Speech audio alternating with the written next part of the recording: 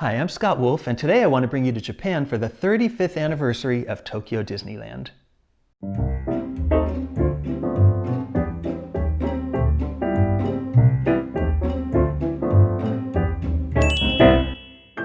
In 2018, the Tokyo Disney Resort celebrated its 35th anniversary, and I was lucky to have the chance to go.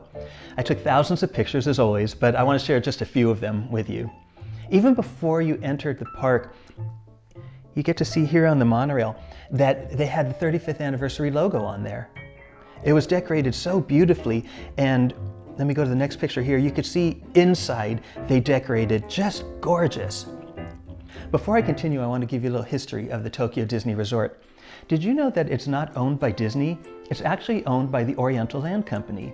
Now that company had a lot of land called the Oriental Land. They wanted to build a recreational facility, but they weren't really sure exactly what they wanted to do. So they sent some of their people to California and to Disneyland and to Walt Disney World in Florida just to get inspiration and some ideas. And they came back and their idea was we should bring Disneyland to Japan.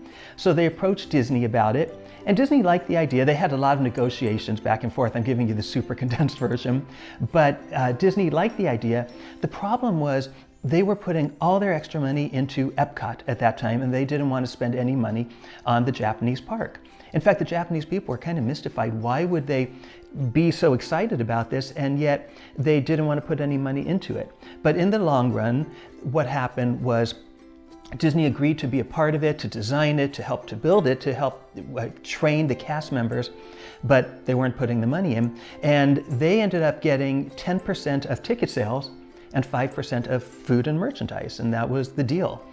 So as a result, the Oriental Land Company owns the resort, and they're in charge of the parades and the shows and the special events, and they just do it right. And part of that reason is because of Masatomo Takahashi, who was the president of the Oriental Land Company. Now, I want to read a little excerpt from a speech he gave, but before I do that, I've got to tell you, I think Walt Disney would just love Tokyo Disneyland. One time he was asked about how he thought that Disneyland would be successful after Disney, as they said. And he said, you've got to give the public everything you can give them. You keep the park as clean as you can keep it. You keep it friendly and make it a real fun place to be. And that's Tokyo Disneyland. It's really absolutely sparkling clean. And after 35 years, and the cast members are just the friendliest cast members. I don't know if I've ever encountered any cast member who just didn't give it their all. It's wonderful. And a large reason for that is Mr. Takahashi. I want to read an excerpt from a speech that he gave. This was 18 months before Tokyo Disneyland opened, and that was 1983. He said, "Most important to this business is to be in line with the public interest and to make our guests happy.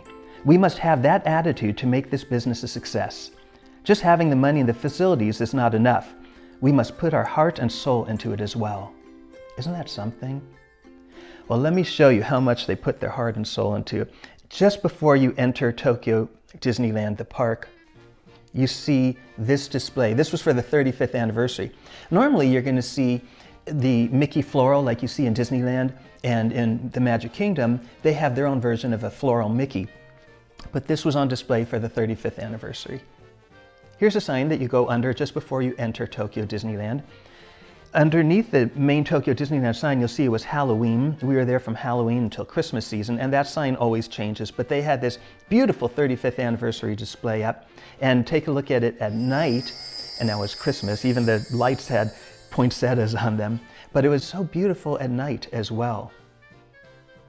Even the Christmas tree had these Mickey ornaments with the 35th anniversary logo in them. That's just the amount of detail that they put into everything. This is their version of Main Street. It's called World Bazaar. One thing you might notice is that it's covered, and that's because it snows and it rains and it gets very cold. So because of the weather, they covered Main Street. And for the 35th anniversary, they had this gorgeous display with golden Mickeys all around, and each Mickey represented a different anniversary. Every 5 years, Mickey has a special costume, and this showed one from every 5 years with that costume. Over at the castle, here's the banner with the 35th anniversary logo. It was called Happiest Celebration. What could be better than that? Isn't that great? Even the Mark Twain steamship had special decorations for the 35th. And when you rode, they had the 35th anniversary theme song on the Mark Twain. That played on the monorail, that played in the Mayama train station outside of Tokyo Disneyland. It played for the shows and parades. And they had this kind of frontier version of it playing aboard the Mark Twain. And at the station, they had these postcards for free that you could take. I love the artwork on it. And then you can stamp them. They had a stamp there that you could actually put this 35th anniversary stamp. There was a big space on the postcard for you to be able to put that there. And then on the back is the 35th anniversary logo. And I had to take a picture of this because for the 35th anniversary, this is a 35 centimeter hot dog. That's almost 14 inches. They really get into it. It's just so much fun. And the merchandise is amazing. They had this CD set featuring all kinds of music, just music from a lot of the attractions and a lot of the shows and parades going back for the last 35 years. And several versions of the 35th anniversary theme song as well. And this DVD set features all kinds of shows and parades from the 35th anniversary. The entertainment in Tokyo Disney is just phenomenal. Oh, this is Tokyo Disneysea. That's the second Disney park that they have. It opened in 2001, and early on, Disney was working with the Oriental Land Company to do the Japan version of the Disney MGM Studios.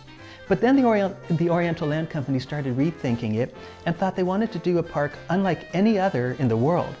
And that was the beginning of Tokyo Disneysea. It is spectacular. As you pass through the tunnel, you see the Mediterranean harbor. And here's a show that was there, right there on the water. And all the characters were out, and of course they had the 35th anniversary theme playing. And this is Duffy and Shelley May. Duffy and his pals are so popular. In fact, I think they might be as popular as Mickey and his friends. Now, Duffy and his friends are only found in Disneysea. You won't see them over at Tokyo Disneyland. And this is one of his friends here, Gelatoni. Oh, next up I have the Golden Mickeys. In every land in Tokyo Disneyland and in Tokyo Disneysea, they had special themed Golden Mickeys. This one is in the Mysterious Island part of Disneysea, where they have the Journey to the Center of the Earth and the 20,000 Leagues Under the Sea attractions. And here's Mickey at the Arabian coast. And by the way, the Arabian coast is where this guy is from, Shandu, from the Sinbad attraction, which Alan Menken wrote the music for. And here's Mickey in Port Discovery. Port Discovery is kind of the Tomorrowland of Tokyo Disneysea. They have a simulator based on Finding Nemo. And here's Mickey in front of the Mermaid Lagoon. The Mermaid Lagoon, although the name is from Peter Pan, is an indoor land based on The Little Mermaid. I love the whimsy of this one with the fish inside that chest. This Golden Mickey is in the American waterfront land, and it's kind of a sub-land, which is Cape Cod. I've never been to the Cape Cod in America, but I've been to Cape Cod in Japan.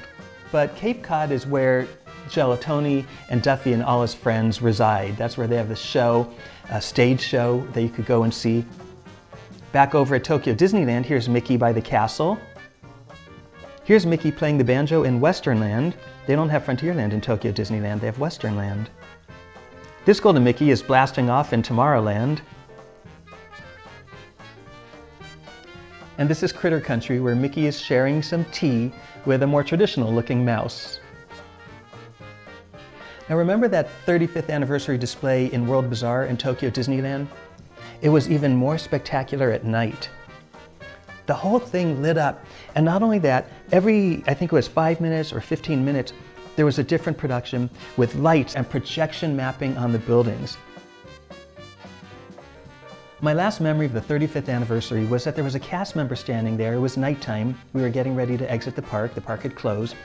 And the cast member who was in custodial was holding 3 flashlights at the ground. And when you look down, this is what you saw. I really enjoyed sharing my memories of the 35th anniversary with you, and I hope you enjoyed it too.